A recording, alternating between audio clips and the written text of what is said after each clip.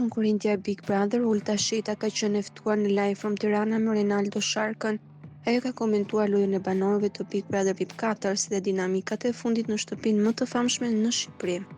E pyetur si e shikon të ardhmen e Gjesit dhe Eglit brenda në shtëpi, Ulta Sheta u përgjigj: "Unë e kam thënë që do kemi një lidhje të brenda me Gjesit dhe Eglit, do të ndodh, shën si ka për lojë apo për pasion, por do ndodh.